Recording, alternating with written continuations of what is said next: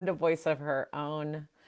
I'm Allison Kinnear. I'm so delighted to be here today. And it's been a while. It's been a long time since I've done a Facebook Live. Part of that is technical issues, and I hope my audio and visual are syncing up. Um, and part of it has been millions of other people have seen the documentary The Social Dilemma that then caused me to start reading a lot of articles about social media and what it's doing and how it's impacting our society and how some of the ethical decisions we're trying to put in place after it's like what's that expression, like you're trying to you're closing the gate after the animal has left the barn. And so all of this was raising a lot of concerns for me as a coach who works with people around anxiety often, and social media can increase anxiety. As an entrepreneur and wanting to stay connected with you, as somebody who's creative, who I love doing these Facebook lives, but sitting there with that thought of, oh, but when I do these Facebook Lives and you're joining me, does that mean I'm contributing to something that might be increasing your anxiety? Because whether you watch the video or not, you're still scrolling by and seeing other things. So, what is my responsibility as an ethical entrepreneur around my engagement around social media? And and just sitting with all the questions. We all have our different strategies of how we approach social media, what we do with it, what we don't. I know I put a lot of boundaries up so that what I'm seeing are things that bring me joy, that they are not anxiety producing. And if they are, then I take a look at it and go, okay, how, is this a person that I actually want to stay connected to, or is this just somebody I sat next to in third grade? So trying to sort that out and trying to make sure that I'm learning about the world outside of social media, that I'm going to news sources that have been proven to be more in the neutral territory. And also worrying about the silos that are created for myself and for others. So these are all the things that I have been like taking with me. And what I found is, this topic today is really about all or nothing thinking. And what I found was I was getting really stuck in the this all or nothing thinking of either be on social media and promote my business and connect with people and, yes, be influenced, and perhaps uh, pushed to the outer beliefs of my political points of view or whatever the case may be, right?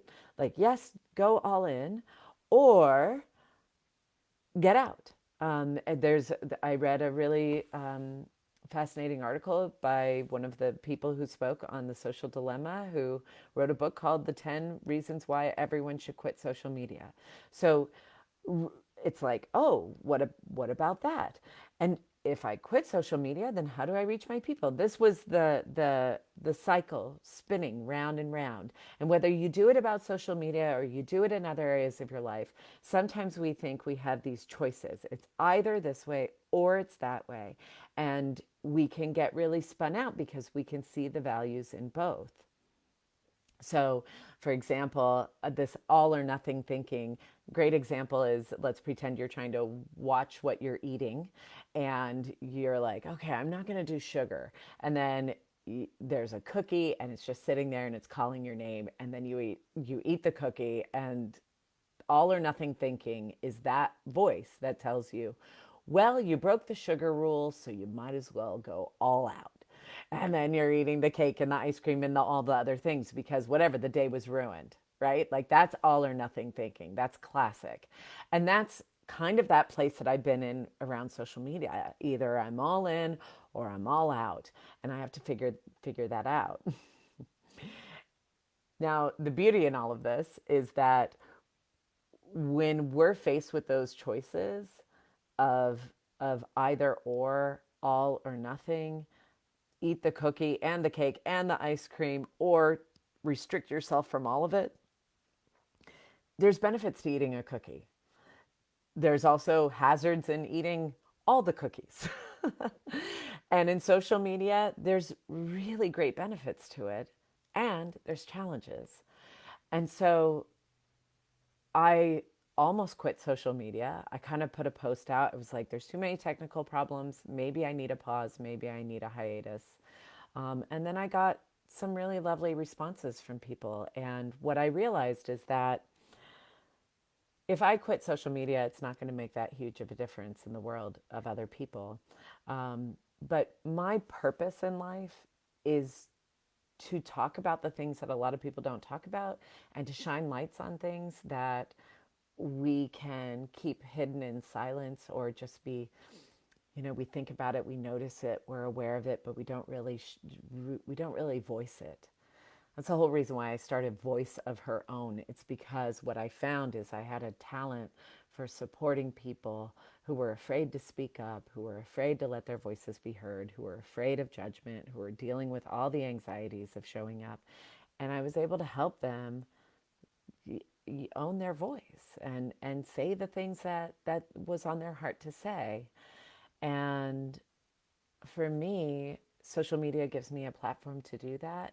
And I recognize that while I have tailored my social media feed to be things that are filled with positivity and not anything that stresses me out too badly, other people don't have that. And I know from all of you who have watched me regularly over the years that this is a bright light. And I don't want to I don't want to stop sharing that. And it brings me joy. I'm doing it. I started this whole thing because I had a surplus of stories that I wanted to tell and that I thought other people could benefit from. And so that's why I started it. It wasn't really for any other purpose other than that. And it continues to be.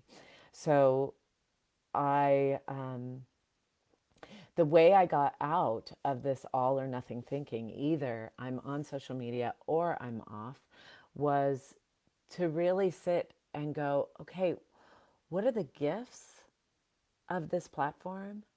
What do I want to keep? What do I like? What do I enjoy? What seems to be helping around it? What can I do to be helpful to this platform? And what are the things that I want to avoid? What are the things that are like I don't want to encourage? And when I was able, I'm someone who thinks better as I talk. So I talk to my husband a lot. I listened to podcasts and read more articles about social media, and and then I just sat in quiet contemplation for a little bit to go, okay, what actually speaks to me? And where I landed was I still want to be on social media. I really enjoy it. Those Bernie memes, I know, I think we were all having like a little bit of an episode, like a little, when you're overtired and you start laughing and you can't stop yourself. Like I feel like we as a nation just did that.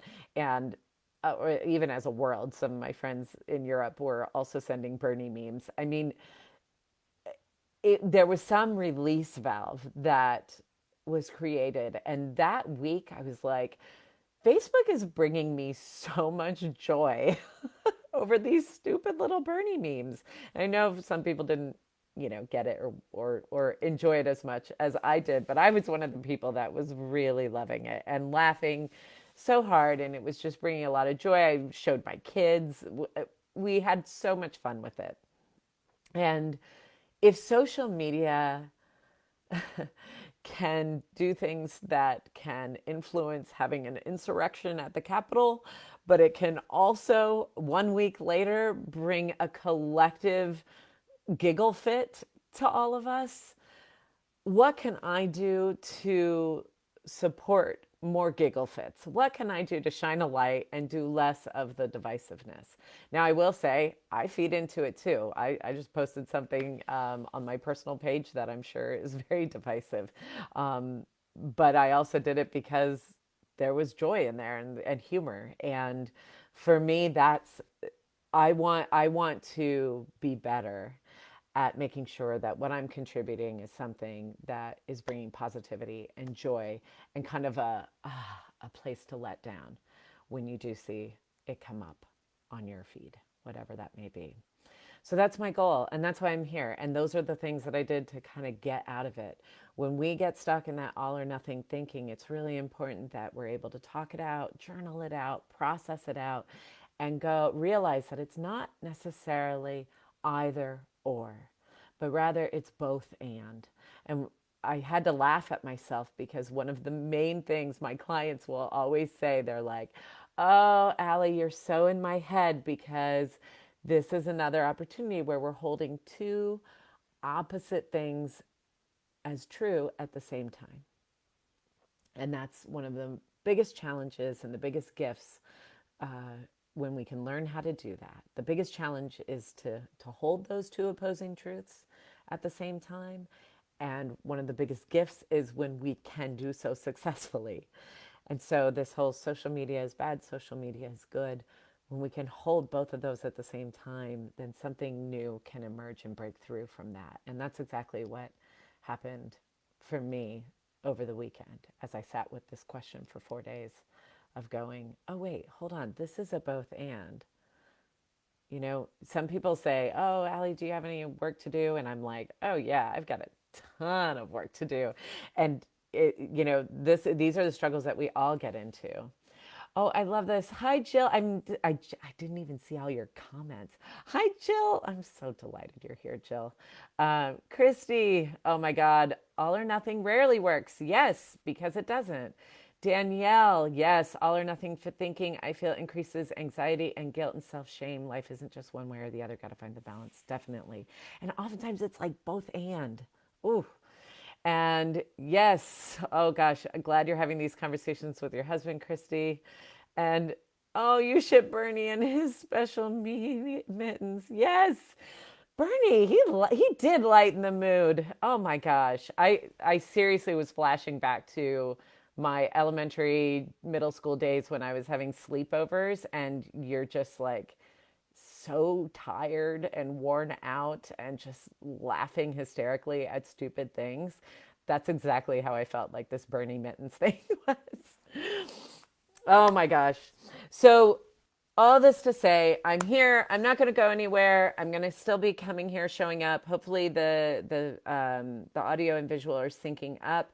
We have more changes coming. We're actually going to be putting an offer on a house today, so wish us luck. And other more changes are coming, but hopefully I'll be able to see you every week. I'll see you next week as well. And I wish you a full week of awareness around this all or nothing thinking and holding two opposing truths to be true at the exact same time. Many blessings to all of you. I'll see you next week. Take care.